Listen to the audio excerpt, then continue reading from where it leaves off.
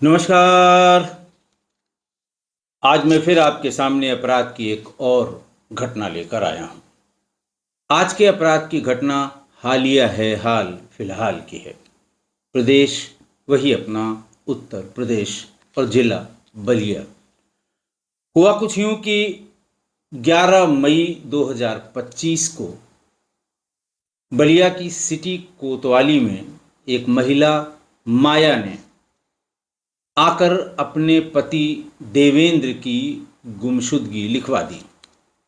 उसने गुमशुदगी में लिखवाया कि देवेंद्र यानी मेरे पति रिटायर्ड फौजी हैं और उनका मानसिक संतुलन ठीक नहीं है, वो घर से कहीं चले गए हैं, हमारी गुमशुदगी लिख ली जाए। बहरहाल उनकी गुमशुदगी लिख ली गई और अगले दिन यानी 12 मई को सिकंदरा कोतवाली में 2 लड़कियां पहुंची। दोनों लड़कियां उसी जो गुमशुदगी जिसकी लिखाई गई थी, उन दोनों उनकी बेटियां थीं, दोनों बेटियां थीं और दोनों ने पुलिस को ये बताया कि एक बेटी का नाम था सुप्रिया और दूसरी का नाम था अम्बली। सुप्रिया गौतम और अम्बली गौतम। दोनों ने सिकंदरा थाने पर जाकर ये बताया कि उनके पिता की गुमशुदगी उनकी मां ने लिखवाई है, लेकिन मुझे ये शंका है कि मेरी मां ने मेरे पिता की हत्या करवा दी है और मेरी मां का साथ मेरे मां के प्रेमी अनिल यादव ने दिया है। ऐसा बेटियों ने अपनी मां के विरुद्ध ये एफआईआर लिखवाई। सिकंदरा थाने में ही एक दिन पहले यानी 11 मई को कुछ शरीर के कटे हुए अंग भी खेतों से बरामद हुए थे। पुलिस को यह समझने में देर नहीं लगी कि जरूर ऐसा ही कुछ हुआ होगा अगर ये बच्चियां बता रही हैं। पुलिस ने उन कटे हुए अंगों को वहां से बरामद करके पोस्टमार्टम के लिए भिजवा दिया गया था। पुलिस उन दोनों बच्चियों को लेकर वहां पहुंची मर्चरी में। बच्चियों ने पहचान कर बताया कि हाँ, ये मेरे पिता के ही अलग अलग अंग हैं। हाथ पैर अलग अलग थे, कुल 6 टुकड़े किए गए थे उसके पिता के शरीर के। पुलिस को ये समझने में देर नहीं लगी कि अगर बेटियां लिखा रही हैं तो उसमें कुछ न कुछ सच्चाई जरूर होगी।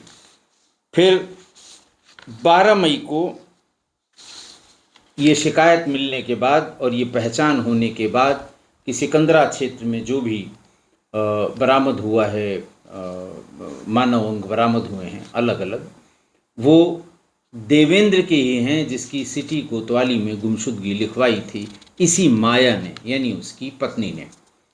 पुलिस ने माया और अनिल दोनों को हिरासत में ले लिया। पहले दोनों अपनी कहानी किस्से बताने लगे जैसा सभी अपराधी करते हैं, लेकिन बाद में पुलिस ने जब अपना रुख जो पुलिस का होता है और बातों को उगलवाने का, सच्चाई को बाहर निकालने का, गले की बात को जुबान पे लाने का, पुलिस ने वो सारे यत्न किए और फिर पूरी सच्चाई बाहर आ गई। माया ने ये भी बताया कि उसके पति का कत्ल उसके प्रेमी अनिल ने अपने 2 साथियों के साथ किया था। मिथिलेश पटेल और सतीश, इन दोनों का नाम भी बताया। पुलिस ने दोनों को गिरफ्तार किया। अनिल यादव के पैर में गोली लगी, मुठभेड़ हुई और मिथिलेश पटेल और सतीश को पुलिस ने गिरफ्तार कर लिया उसके इस बताने पर। उसके बाद पुलिस ने जानना चाहा कि आखिर हुआ क्या था। ऐसा क्या हुआ था कि पत्नी ने अपने प्रेमी के साथ मिलकर पति की हत्या करा दी। तब माया ने यह बताया कि मरने से, यानी ये घटना 9 मई की है। उसने बताया कि 9 मई की घटना है और उसके 20 दिन पहले मैंने और अनिल ने बैठकर देवेंद्र की हत्या का पूरा प्लान बना लिया था। उसके लिए नशीला पदार्थ अनिल ले आया था और चापड़ भी मार्केट से खरीद कर ले आया था। हत्या को के बाद शव को कहाँ कहाँ ठिकाने लगाना है, इसका भी पूरा प्लान, पूरा खाका उसने तैयार कर लिया था। इस हत्या में कुल 4 किरदार थे। एक माया, मृतक देवेंद्र की पत्नी। दूसरा अनिल, माया का प्रेमी, जो माया से कोई 20 साल उम्र में छोटा था और वो देवेंद्र के न होने पर हमेशा माया के घर पर ही पाया जाता था। वो बलिया के सिकंदरपुर थाना क्षेत्र के खरीद गांव का रहने वाला था। तीसरा किरदार इस पूरी हत्या का मिथिलेश था, जो अनिल का दोस्त था। अनिल खुद ट्रक ड्राइवर था और मिथिलेश उसका दोस्त था। दोनों एक ही गांव के थे और अनिल ने मिथिलेश के साथ मिलकर देवेंद्र का मर्डर किया। सतीश ये चौथा किरदार है। अनिल का दोस्त है, तीनों एक ही गांव के हैं। पुलिस ने अनिल को एनकाउंटर में पकड़ा। सतीश को अनिल के एनकाउंटर के बाद पकड़ा और जब वो बलिया से बिहार भाग रहा था तब उसकी गिरफ्तारी हुई थी। पुलिस ने पूछताछ में ये उसको पता लगा कि 44 साल की पत्नी माया थी और 64 साल का उसका पति देवेंद्र था। माया ने ये बताया कि अनिल से उसकी मुलाकात 4 साल पहले 2021 में हुई थी। दोनों ने एक दूसरे का फ़ोन नंबर लिया, फिर बातें होने लगीं। फिर वही होता है जो पहले शुरुआत में बात हुई, फिर व्हाट्सएप कॉल हुआ, फिर वीडियो कॉल हुआ, फिर मिलने की इच्छा जाहिर की। और वो कहती है कि जब उसने पहली बार मिलने के लिए कहा तो वो घबरा गई, माया घबरा गई। लेकिन फिर मौका देखकर उसने, जब देवेंद्र घर पर नहीं थे तो अनिल के लिए घर पर अनिल को घर पर बुला लिया। दोनों ने बैठकर चाय पी। फिर दोनों धीरे धीरे एक दूसरे के बहुत करीब आ गए और अब जैसा माया ने बताया कि वो इतना करीब आ गए कि दोनों एक दूसरे के लिए कुछ भी कर सकते थे।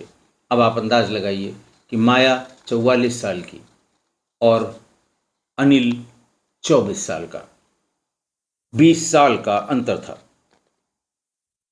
पहले तो वो जब बुलाया करती थी तब अनिल घर पे आता था, लेकिन फिर बाद में अनिल बिना बुलाए भी उसके घर आने लगा।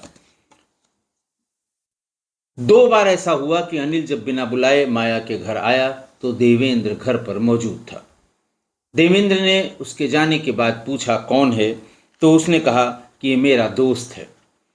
देवेंद्र ने 2 बार उसे ये भी टोका कि ऐसे दोस्तों को घर पर नहीं बुलाना चाहिए।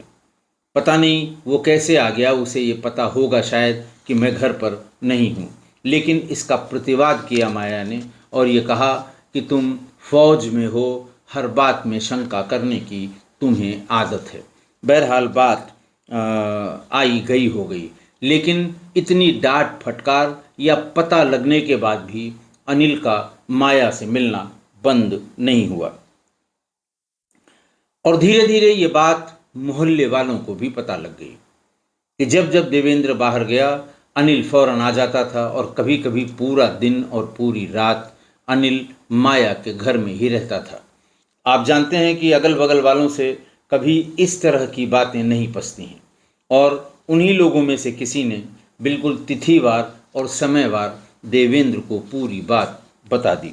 उसके बाद देवेंद्र घर आया और उसने माया से डांट फटकार भी की, लड़ाई झगड़ा भी किया और उसके बाद मार पीट शुरू कर दी और ये कहा कि अगर अब की बार अनिल मुझे यहाँ आया या मुझे पता लगा कि वो घर आया था तो तुम्हारे और अनिल दोनों के लिए ठीक नहीं होगा।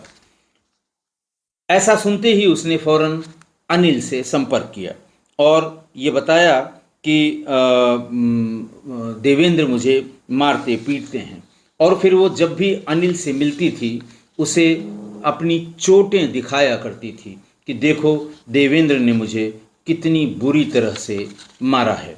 वो देखकर कहता था अच्छा कोई बात नहीं है, मैं इसका इंतज़ाम करूँगा। फिर जब ये बात कई बार हो गई तो अनिल ने माया से कहा कि तुम उसको तलाक दे दो, उसे छोड़ दो, मैं तुम्हें अपने साथ ले जाऊँगा। एक दिन लेकिन माया ये कहती थी कि मेरे 4 बच्चे हैं, इन 4 बच्चों की वजह से मैं देवेंद्र को छोड़ नहीं पा रही हूँ, लेकिन उसने जुल्म की सारी सीमाएं पार कर दी हैं। अनिल ने कहा कोई बात नहीं, इन चारों को भी मैं पाल लूँगा, अपने साथ ले आना, मैं इन चारों को भी देख लूँगा।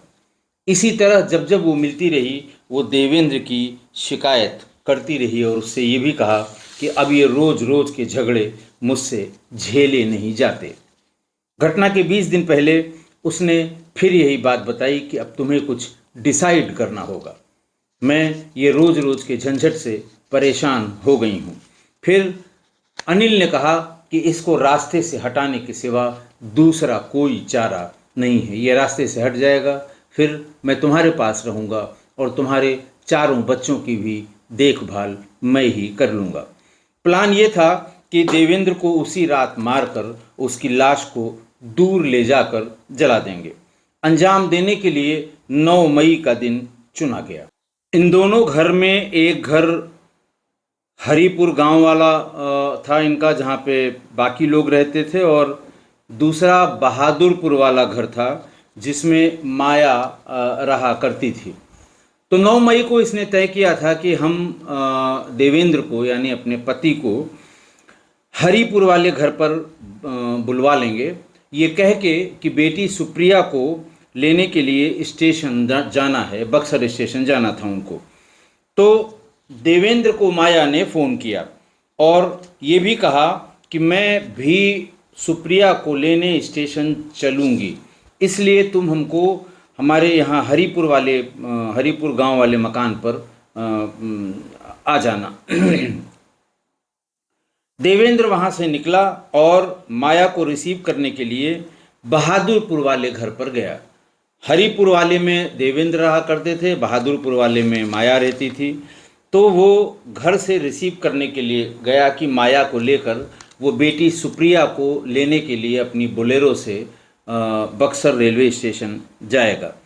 घर पर इसने पहले से ही अनिल और उसके साथी मिथिलेश और सतीश को बुलवा कर रखा था। वो घर के आस ही पास थे और वो अनिल अपने साथ वो जहरीली दवा, जहर जो इंसेक्टिसाइड या पेस्टिसाइड होता है, कंसंट्रेशन में मिलता है, उसको ला कर रखा था। जब देवेंद्र आया तो उसने कहा चलो देर हो रही है और अभी फला जगह भी रास्ते में रुकते हुए हम बक्सर पहुंच जाएंगे। उसने कहा 2 मिनट चाय पी लेते हैं फिर चलते हैं। चाय में उसने नशीला पदार्थ मिला दिया, ज़्यादा मात्रा में मिला दिया। दोनों ने चाय पी, लेकिन देवेंद्र पर उस जहर का बहुत ज़्यादा असर नहीं पड़ रहा था। बस ये हो रहा था कि वो उल्टी सीधी बातें कर रहा था, लड़खड़ा रहा था। इस बीच में उसने टेलीफोन करके अनिल को और मिथिलेश और सतीश को बुला लिया। उसके बाद उन्होंने तीनों ने मिलके उसका गला दबा दिया। तब तक वो थोड़ा थोड़ा बेहोश भी होने लगा था। उस वक्त रात के करीब 1:30 बज रहे थे। जब वो पूरी तरह से बेहोश हो गया और गला दबा के उसे ये लगा कि अब इसकी मृत्यु हो गई है, तो उसे बोरे में भरकर अनिल, मिथिलेश, सतीश और माया ये गांव दियारा ले गए, दियारा गांव पर ले गए। वहाँ चापड़ से अनिल ने पहले देवेंद्र का सिर धड़ से अलग किया। देवेंद्र पति था उसका, रिटायर्ड फौजी था, और अनिल उसका प्रेमी था। इसके बाद अनिल और मिथिलेश ने उसके हाथ और पैर भी काट दिए। वो उसको और छोटे टुकड़ों में करना चाहते थे, लेकिन माया ने कहा कि इतने टुकड़े करो ताकि इसको आराम से अलग अलग जगह पर फेंका जा सके। 6 टुकड़े हो गए। तब उसे लगा कि अब देर हो रही है, आने पर मेरी बेटी मुझे परेशान करेगी कि पापा कहाँ हैं, और मुझे उसे लेने के लिए जाना होगा। लिहाजा 6 टुकड़े करने के बाद अनिल ने देवेंद्र के हाथ पैर खरीद गांव के एक बगीचे में फेंक दिया। धड़ वहां से 500 मीटर दूर एक कुएं में डाल दिया। धड़ को 500 मीटर दूर एक कुएं में डाल दिया।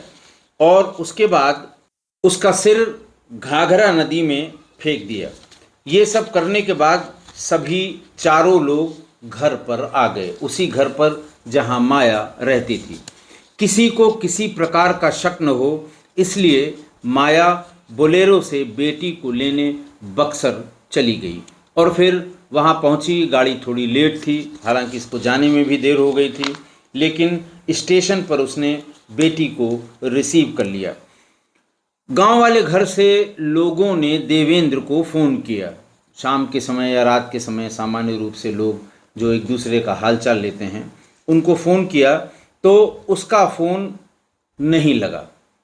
जब उसका फ़ोन नहीं लगा तो लोगों ने माया से उसके बारे में जानकर, जो रोज़ वाले हैं, शाम को रात में फ़ोन करने वाले हैं, तो और ख़ासकर उसके जो रिटायर्ड फौजी मित्र हैं, जो उसकी सर्किल थी, तो उसने माया के पास 2-4 लोगों ने फ़ोन किया कि क्या बात है, आज देवेंद्र का फ़ोन नहीं उठ रहा है। उसने, और उसके बाद रात में जब सुप्रिया घर पहुंची तो उसने पूछा कि इतनी रात में पापा कहाँ चले गए। उनको पता था कि मैं आ रही हूँ और उन्हीं को रिसीव करने के लिए आना था और वही यहाँ घर पर नहीं हैं। तो 2 बार उसने पूछा उससे कि पापा कहाँ पर हैं, लेकिन माया ये टाल गई और पुलिस को उसने अगले दिन उसके बेटी से उसने कहा कि पापा किसी बात पर नाराज़ होकर, ज़्यादा पी ली थी और किसी बात पर नाराज़ होकर चले गए हैं, सवेरे तक आएंगे। सवेरे सुप्रिया ने फिर पूछा तो वो पुलिस के पास सुप्रिया को लेकर गई। 10 तारीख को, 9 तारीख की ये घटना थी, 10 तारीख को वो पुलिस के पास गई और उसने अपनी शिकायत में पुलिस को बताया कि देवेंद्र का मानसिक संतुलन ठीक नहीं था और वो कहीं अपने आप चले गए हैं। बेटियों को शक हुआ, सुप्रिया को शक हुआ। सुप्रिया ने अपनी बहन अम्बली गौतम को बताया। अम्बली गौतम भी आ गई और इन दोनों को शक होने लगा कि पापा ऐसा उन्होंने कभी नहीं किया। वो कहीं भी हों, मोबाइल उनके पास रहता था और हमेशा वो दिन में 2 बार 3 बार हालचाल पूछते थे और लास्ट जो उनसे बात हुई थी, उन्होंने यही कहा था कि मैं तुमको लेने बक्सर रेलवे स्टेशन पर आऊँगा। दोनों बहनों ने आपस में जब बातचीत की तो उन्हें दाल में कुछ काला नजर आया। उन्होंने कहा कि माँ कुछ न कुछ छिपा रही है और पूरा टाइम माँ के साथ उनका प्रेमी अनिल भी मौजूद था। जब सुप्रिया और अम्बली दोनों अपने पापा के बारे में बार बार पूछताछ कर रही थी। जब कुछ नहीं पता लगा तो शाम तक फिर दोनों बहनें चुपचाप किसी बहाने से घर से निकलकर सीधे थाने पर पहुंची और 12 मई को दोनों बहनों ने थाने पर जाकर ये बताया। सुप्रिया पहली बार गुमशुदगी लिखवाने अपनी माँ के साथ गई थी। वहाँ बताया कि कल मैं माँ के साथ आई थी, लेकिन मुझे दाल में कुछ काला लग रहा है। मेरे पिता कभी ऐसा नहीं करते और ऐसा संभव नहीं है कि वो मुझे लेने के लिए ना आते। पूरी बात बताई और ये भी बताया कि मुझे पूरा शक है कि मेरी माँ और अनिल ने मिलकर मेरे पिता की हत्या कर दी है। खैर, उसके बाद जब दोनों लड़कियों ने ये बात बताई, पुलिस को भी कुछ समझ में आया तो उन्होंने माया को हिरासत में ले लिया। माया चूंकि पूरी वारदात में शामिल थी और यहाँ तक कि बोलेरो से बॉडी के सभी 6 पार्ट्स लेकर गई थी, तो माया ने पूरी बात बता दी कि खरीद गांव से उसी समय खरीद गांव से जब ये 12 तारीख को मुकदमा लिखाने गई थी बच्चियां दोनों, तो उसी समय खरीद गांव से किसी शव के कटे हुए अंग पड़े होने की सूचना 11 मई को ही मिल गई थी, जिस दिन ये गुमशुदगी लिखवाई गई थी। 12 मई को बच्चियां जब ये बताने आईं तो पुलिस को खटका लगा। उन्होंने कहा कि 2 ये जो अंग प्रत्यंग हैं ये वहाँ मिले हैं और उसको ले जाकर जब पहचानवाया तो उसे लड़कियों ने पहचाना कि ये उनके पिता के ही हाथ और पैर हैं। माया को हिरासत में ले लिया गया, लेकिन पुलिस की सख्ती के आगे माया टूट गई। माया ने पूरी वारदात बताई। उसी ने मिथिलेश और सतीश का नाम भी बताया। ये भी बताया कि अनिल साथ साथ था। फिर पुलिस ने अनिल यादव और सतीश को परिखरा टाउन पॉलिटेक्निक के पास मुठभेड़ के दौरान गिरफ्तार किया। इस मुठभेड़ में अनिल यादव के पैर में गोली लगी और बाकी दोनों को सिकंदरपुर चौराहे से गिरफ्तार किया। पुलिस ने मुकदमा अपराध संख्या 181/2025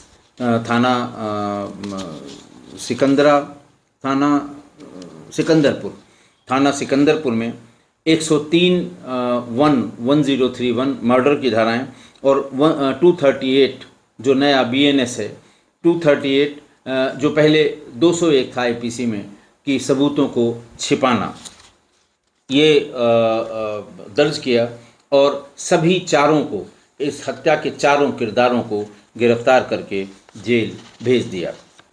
आज की घटना, मेरठ के सौरभ हत्याकांड की आग जब भी कभी ठंडी पड़ने लगती है और उसी तरह का कोई न कोई दूसरा कांड कहीं न कहीं हो जाता है और मेरठ के उस हत्याकांड की याद लोगों के दिलो दिमाग में फिर से छा जाती है।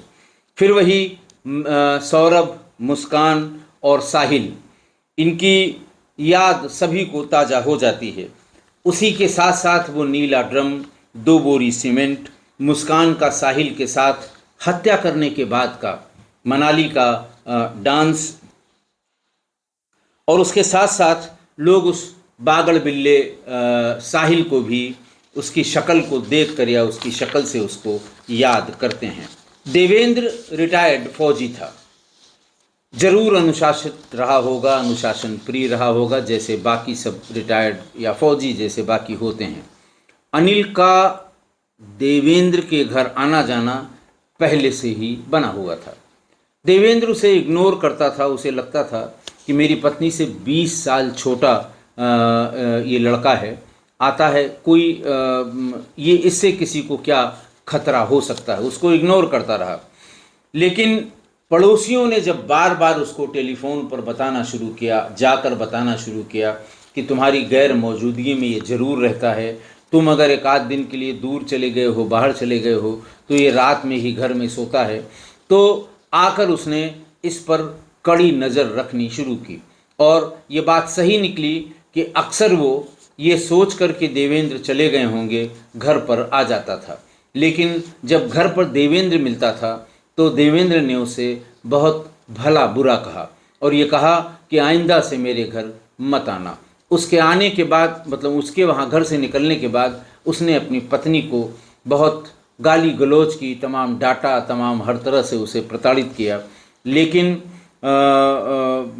माया थी कि वो कुछ सुनने को और मानने को तैयार नहीं थी। अनिल को उसने बार बार, पति के बार बार नाराज़गी और उसके डपटने के बाद भी वो बार बार उसे अपने घर पर बुला लेती थी। जब उसका फिर से बहुत ज़्यादा आना जाना हो गया तो देवेंद्र ने फिर ज़्यादा मारपीट शुरू की माया के साथ, और अपने साथ हुई इस मारपीट को बढ़ा चढ़ाकर माया अपने प्रेमी अनिल को बताया करती थी। अक्सर जब वो मिलते थे तो उसे दिखाती थी कि देखो डंडे से ये पैर में मारा है, हाथ में मारा है, चोट दिखाया करती थी कि मुझे बहुत ज़्यादा प्रताड़ित करता है, मुझे बहुत मारता है और अब इसका कुछ करना पड़ेगा। तो फिर उसी दिन जब ये बहुत ज़्यादा हो गया तो अनिल और माया ने मिलके उसी दिन देवेंद्र की हत्या की तारीख और तरीका और दिन ये सब निश्चित कर लिया, और ये भी निश्चित कर लिया कि मारने के बाद उसकी बॉडी का क्या करना है। अपने इस प्लान को बेटी की जन्मदिन के दिन ही उसने परफेक्टली एग्जीक्यूट कर लिया। पर दोनों बेटियां, मैं उन बेटियों को बार बार उनका स्मरण कर रहा हूं और उनको शाबाशी देता हूं, उनकी हिम्मत की दाद देता हूं कि दोनों बेटियां अपने पिता से बहुत ज़्यादा लगाव रखती थी, प्यार रखती थी, और उन दोनों को माताजी की अपनी बात पर बराबर शंका होती रही और दोनों ने माँ के विरुद्ध FIR कराने में जरा सी भी देर नहीं की और न ही जरा सी उनको हिचक हुई। पुराने ज़माने से एक अघोषित सिद्धांत चलता है, वो ये कि लड़कियां अपने पिता के ज़्यादा नज़दीक होती हैं। आज भी वही है और आप अपने आसपास घर परिवार में इसको नोटिस कर सकते हैं कि बेटियां अपने पिता के ज़्यादा नज़दीक होती हैं, उनकी बहुत ज़्यादा प्यारी बच्चियां होती हैं, जबकि लड़के अपनी माँ से ज़्यादा नज़दीक होते हैं, उनसे ज़्यादा प्रेम रखते हैं, या माँ भी अपने बेटों को ज़रूरत से ज़्यादा तरजीह भी देती है। तो ये पुरानी बात है जो आज भी सच है। अब हालांकि अब तो लड़का लड़की सब बराबर हैं, लेकिन फिर भी ये बात हर हाल में मानी जाती है कि लड़कियां पिता के बहुत नज़दीक और लड़के माँ के बहुत नज़दीक होते हैं। इसीलिए शायद लड़कियों को ये बर्दाश्त नहीं हुआ और उन्होंने माँ और उसके प्रेमी के विरुद्ध FIR करा दी, जिससे पूरी घटना का पता लगा और माँ, प्रेमी और उसके 2 सहयोगी पिता के इस हत्या के अपराध में जेल भेज दिए गए। इसका बड़ा स्पष्ट अर्थ है कि आप चाहे जितना गलत सोच रहे हों, गलत कर रहे हों और ये सोच रहे हैं किसी को नहीं पता लगेगा, लेकिन आपके बच्चे, जितना आप अपने बच्चों के बारे में जानते हैं उतना ही बच्चे भी आपके बारे में जानते हैं। और जब समय आता है तो न वो कहने से चूकते हैं, न वो करने से चूकते हैं। आशा है आप मेरी इस बात से सहमत होंगे। आज के लिए इतना ही। बहुत बहुत धन्यवाद।